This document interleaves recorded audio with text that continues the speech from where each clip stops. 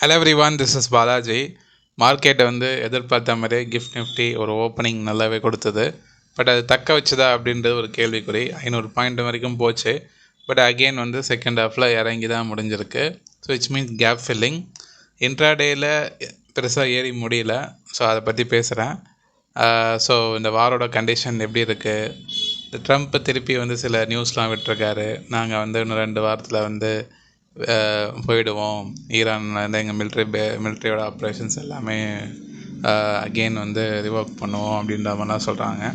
But இது எந்த அளவுக்கு சாத்தியம் அப்படின்றது ஆல்ரெடி இந்த ட்ரம்ப்போட ஸ்டேட்மெண்ட்ஸ்லாமே எல்லாருமே பைத்தியக்காரத்தனமாக தான் பண்ணிகிட்ருக்காங்க. இது ஈரான் சைட்லேருந்து அஃபிஷியலாக ஏதாவது வந்தால் தான் ஓரளவுக்கு ஒரு ஸ்டேபிள் அப்படின்றது கன்சிடர் பண்ண முடியும். ஸோ இவர் இப்போ ஒரு நியூஸ் சொல்லுவார், நாளைக்கு திருப்பி வேறு ஏதாவது நியூஸ் சொல்லுவார். ஸோ நிறைய ஒரு யூஎஸோட பிரசிடெண்ட்டாக இருந்துக்கிட்டு இந்த மாதிரி மாற்றி மாற்றி மாற்றி மாற்றி இந்த மாதிரி மல்டிப்புள் கான்ட்ராஸ்ட் ஸ்டேட்மெண்ட் கொடுக்கும்போது உலக நாட்டு மத்தியில் அந்த யூஎஸ் மேலே இருக்க நம்பிக்கையே போயிடும். இப்போ நம்ம கூட எப்படி நான் கூட சொல்கிறோம், இந்த ஸ்டேட்மெண்ட்டை நம்பி நம்ம மார்க்கெட்டை அப் ட்ரெண்ட் ஆகும்னா சொல்ல முடியாது அப்படின்னு. நாளைக்கு கூட மாறலாம். பட் இன்றைக்கி நல்ல ரிக்கவரி. ஆக்சுவலாக நம்ம இந்தியன் மார்க்கெட்டுக்குள்ளே பெரிய ரிக்கவரி இல்லை. யூஎஸ் மார்க்கெட் ஒரு ரிக்கவரி வந்திருக்குன்னு சொல்லலாம்.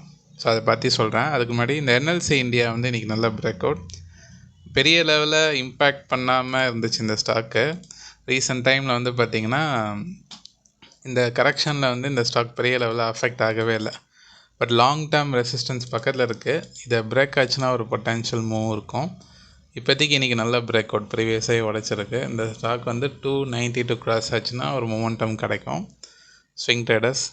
பட் இது இப்போ இருக்க அத்தி புத்தார் போல தான். இப்போ இருக்க மார்க்கெட் கண்டிஷன் எல்லாமே டவுன் ட்ரெண்டில் இருக்கும்போது சில ஸ்டாக்ஸ் அப் ட்ரெண்டில் இருக்க தான் செய்யுது. நிஃப்டி 500லாம் பார்த்தீங்கன்னா ஸ்டாக் ஸ்பெசிஃபிக்காக நீங்கள் ஃபோக்கஸ் பண்ணும்போது நிறைய ஸ்டாக்ஸ் அப் ட்ரெண்டில் தான் இருக்குது. ஓகே, பட் இருந்தாலும் மார்க்கெட் கண்டிஷன் நல்லா இருக்கும் போது நிறைய ஸ்டாக்ஸ் ரிக்கவரி ஆகும். டவ் ஃபீச்சர்ஸ் பற்றி சொல்கிறேன். ஆக்சுவலாக இன்றைக்கி மார்க்கெட் கேப் அப் ஆனதுக்கு நேற்று யூஎஸ் மார்க்கெட்டோட நல்ல ஒரு ரேலி தான். இப்போது நான் ரெக்கார்ட் பண்ணுற டைம் 6:10. ஸோ இது வரைக்குமே ஒரு மைல்டான ஒரு பாசிட்டிவ் தான் அவங்க மார்க்கெட் ஓப்பன் ஆகிட்டுருக்கு. கிஃப்ட் நிஃப்டியும் ஒரு மைல்டாக ஒரு ஃப்ளாட் டு பாசிட்டிவ் தான் தெரியுது. ஸோ இது மாறலாம். எனக்கு தெரிஞ்சது ஷார்ட் கவரிங் ரேலி மாதிரி தான் தெரியுது. விழுந்த வேகத்துக்கு ஒரு ஸ்மால் ரெக்கவர் ஆகிட்ட கூட ஃபால் ஆகலாம். இந்த ஷார்ட் கவர் 2 நாள் ஏறனால மார்க்கெட் அப் ட்ரெண்ட்னு கிடையாது. That is short covering rally. ஒரு கூல் டவுன் ஆகி ட்ரெண்ட் ஆகும். அதுதான் இயல்பு. யூஎஸ் மார்க்கெட் ஃப்ளாட்டாக தான் தெரியுது. மேபி இன்றைக்கும் நல்ல ரேலி, நாளைக்கும் மார்க்கெட்டு நம்ம நிஃப்டி ஏறி முடிஞ்சதுன்னா ஒரு சேஞ்ச் ஆகும். அது என்ன சேஞ்ச் ஆகுன்றது நான் இந்த வீடியோவில் சொல்கிறேன். ஸோ ஃபஸ்ட்டு நிஃப்டியை பற்றி பார்ப்போம்.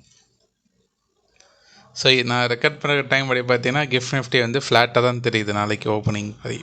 பட் யூஎஸ் மார்க்கெட் 7 மணிக்கு நம்ம இந்தியன் டைமில் ஓப்பன் ஆகிட்டு அது எந்த மாதிரி சேஞ்சஸ் கொடுக்குதுன்றது அது செக் பண்ணிக்கோங்க. ஸோ நிஃப்டியை பொறுத்த வரைக்கும் ஓப்பன் ஆகிட்டு இன்றைக்கி இறங்கி தான் முடிஞ்சிருக்கு. செல்லிங் ப்ரெஷர் பார்த்தீங்கனாலே தெரியும். ஓப்பன் ஆகும்போது நல்ல ஓப்பனிங். பட் க்ளோசிங் அப்போ 22,679 முடிச்சிருக்கு. ஸோ இது ஆல்ரெடி 2-3 டைம் நான் சொல்லியிருக்கேன். So market sell on rice மாதிரி கேப் ஸோ ஒரு ப்ரீத் பண்ணி தான் வந்துட்டுருக்கு. ஓகே, ஸோ அந்த சினாரியோவில் இதுவும் ஒரு சினாரியோ, அவ்வளோதான். மேபி இந்த ட்ரெண்டு கண்டினியூ ஆகிறதா இருந்தால் இந்த வார் டென்ஷன்லாம் கொஞ்சம் கம்மியாகி ஸோ இந்த ஸ்ட்ரெயிட் ஆஃப் ஹார்மோஸில் நிறைய கப்பல்ஸ் இப்போ விட ஆரம்பிச்சிருக்காங்க.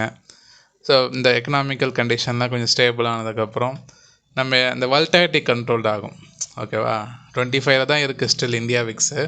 பட் இது பத்தாது. மார்க்கெட் அப் ட்ரெண்ட் ஆகும்னா 17 பிலோ இருந்தால் தான் இந்தியா விக்ஸ் நிஃப்டி அப் ட்ரெண்ட் ஆகும்.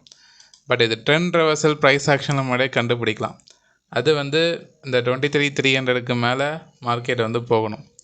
நான் போன வீடியோவில் சொல்லியிருப்பேன். மார்க்கெட் ஒரு நாள் போன வாரம் 2 நாள் ஏறிச்சு. ஏறும்போது 23,300 கிராஸ் ஆகலை. கிராஸ் ஆன அங்கேருந்து க்ளோஸ் வச்சோடனே திருப்பி செல்லான் ரைஸ் ஆச்சு. இந்த வாரம் ஓப்பனிங்லேயே கேப் அப். ஆனால் டவுன் ட்ரெண்ட் ரெசிஸ்டன்ஸ் உடைக்கலன்னு வச்சுக்கிங்களேன். இருந்தாலும் 23,300 போய்ட்டு திருப்பி விழலாம். ஸோ இப்போயே ரெசிஸ்டன்ஸ் தான் இருக்குது. நாளைக்கு ரேலியானாலும் இந்த 23,000 பக்கத்தில் ஒரு ரெசிஸ்டன்ஸ் இருக்குது, டவுன் ட்ரெண்ட் ரெசிஸ்டன்ஸ். ஸோ ஏன் மாறுதுன்னா மார்க்கெட் லோயர் ஹை ஃபார்மேஷன் வருதுல்ல. அப்போ என்ன ஆகுனா அந்த ரெசிஸ்டன்ஸோட லெவலும் மாறும். இப்படி வரும்போது அப்போ அந்த லோயர் ஹையோட ரெசிஸ்டன்ஸ் வந்து இமீடியட் அதுதான் 23,000, அதுக்கப்புறம் 23,300. ஸோ எந்த ஒரு பெரிய சேஞ்சும் இல்லைங்க இன்றைக்கி. Okay, nothing to worry about the trend reversal. So as usual, whatever the downtrend அதே சினவில் தான் நிஃப்டி இருக்குது. கேப் அப் கெயின் அவ்வளோதான். டொமஸ்டிக் மார்க்கெட்டால் எதுவும் தக்க வைக்கலை. சில ஸ்டாக்ஸ் வந்து கொஞ்சம் ரேலியாக இருக்குது இந்த கேப் அப் யூஸ் பண்ணி. பட் இண்டெக்ஸ் வந்து பெரிய லெவலில் ரிக்கவரி ஆகலை. 23,000 நாளைக்கு ரெசிஸ்டன்ஸ், 23,300 வரைக்குமே மார்க்கெட் டவுன் ட்ரெண்ட் கண்ட்ரோல் தான் இருக்கும். அது வரைக்கும் போனால் செல் அண்ட் ரைஸ் தான். மேபி இங்கேருந்து விழ கூட ஆரம்பிக்கலாம். இப்போ ஃப்ளாட்டாக தான் இருக்குது. யூஎஸ் மார்க்கெட் செல்லிங்கில் முடிஞ்சதுன்னா இதை யூஸ் பண்ணி திருப்பி செல் அண்ட் ரைஸ் மாதிரி பண்ணுவாங்க. ஸோ கவனமாகவே இருங்க. 2 வருஷம் ஆச்சுன்னா கண்டிப்பாக நான் சொல்லாமல் யார் சொல்ல போகிறா, கண்டிப்பாக நான் சொல்லுவேன். அதுக்கு நீங்கள் டெய்லி வீடியோ பார்க்கணும். சப்ஸ்கிரைப் பண்ணிவிட்டு பெல் நோட்டிஃபிகேஷன் கிளிக் பண்ணிட்டு டெய்லி வீடியோ பாருங்கள். அப்போ தான் வந்து மார்க்கெட்டோட அந்த சென்சிட்டிவான கண்டிஷன் நம்ம அந்த 10 மினிட்ஸ் வீடியோவில் நீங்கள் பார்க்கும் போதே ஒரு வியூ கிடச்சிரும். ஓகே, என்ன கண்டிஷனில் இருக்குன்னு அதுக்கேற்ற மாதிரி நீங்கள் டிசிஷன் எடுத்துக்கோங்க, ட்ரேடிங் டிசிஷன், இன்வெஸ்ட்மெண்ட். பட் அந்த ரெகுலராக நீங்கள் பார்க்குறது ரொம்ப இம்பார்ட்டன்ட் திங்.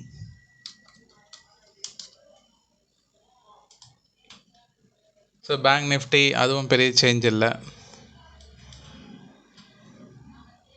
51,400 க்ளோசிங் வச்சுருக்காங்க. ஸோ டோஜி ஃபார்மேஷன் தான் வந்துட்டுருக்கு. பேங்க் நிஃப்டி இன்னும் ஏறினாலும் 52,500 வரைக்கும் கூட போகலாம். ஆனால் அது வரைக்கும் போனாலும் செல் அண்ட் ரைஸ் தான். டவுன் ட்ரெண்ட்ஸ் நிறைய படி பார்த்தா செல் அண்ட் ரைஸ். ஆக்சுவலாக இது ஃபாலிங் வெஜ் ஃபார்மேஷனில் வந்துட்டுருக்கு.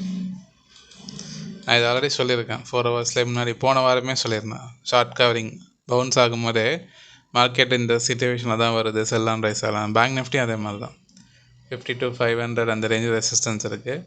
அதுக்கப்புறம் திருப்பி ஃபால் ஆகும்.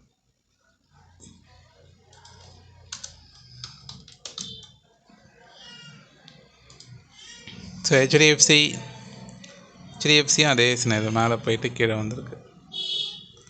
700 ரொம்ப முக்கியமான ரெசிஸ்டன்ஸுங்க ஹெச்டிஎஃப்சியில்.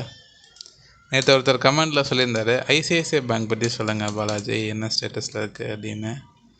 ஐசிஐசிஐ பேங்க் வந்து கொஞ்சம் அதே தான், கொஞ்சம் ஸ்மால் செல்லிங் ப்ரெஷரில் தான் வந்துட்டுருக்கு. இந்த ஸ்டாக் வந்து 1200 ரொம்ப முக்கியமான சப்போர்ட்டு. அதை இன்னும் பிரீச் பண்ணல, அந்த இடத்துல தான் பவுன்ஸ் ஆகிட்டுருக்கு. ஆக்சுவலாக லோ வந்து 1200 நேற்று லோ. அதிகபட்சமாக 1194 அப்படின்றது அந்த ப்ரீவியஸ் லோவோட சப்போர்ட்டு. ஸோ ஐசிஐசிஐ பேங்க் இந்த இடத்துல இருந்து ரெக்கவர் ஆகலாம். 1200 ஒரு இன்வெஸ்டர்ஸ் வந்து இந்த ஸ்டாக் அக்யூமுலேட் பண்ணால் 1200 ஒரு பர்ஃபெக்டான ஒரு டிப்பு. கிட்டத்தட்ட 20% அவைலபிளில். இந்த ஹெச்டிஎஃப்சியோட அந்த நியூஸ்லாம் இருக்குல்ல, இது வந்து ஒரு பக்கபலம். ஆல்ரெடி கோட்டாக்லேயும் பிரச்சனை இருக்குது. இப்போ ஐசிஐசிஐ பேங்க் தான் ஓரளவுக்கு ஸ்டேபிளாக இருக்குது. அப்போ டாப் ப்ரைவேட் பேங்க்கில் ஐசிஐசிஐ வந்து இந்த நியூஸை தாண்டி இதுக்கு ஒரு ப்ளஸ் பாயிண்ட் இருக்குது. So ICICI looking good. 1200 HDFC வாங்குறதுக்கு போல் ஐசிஐசிஐ ஃபோக்கஸ் பண்ணால் 1200. நான் நிறைய டைம் இதுக்கு வக்காலத்து வாங்கியிருக்கேன். லுக்கிங் டிஃபென்சிவ் ஸ்டாக் என்னை பொறுத்த வரைக்கும் 1200 பெட்டர் டிப்.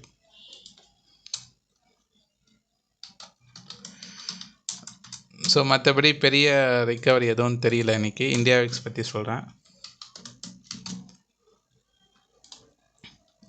இந்தியா விக்ஸ் வந்து உங்களுக்கு 24.8 25 பக்கல் தான் இருக்குது.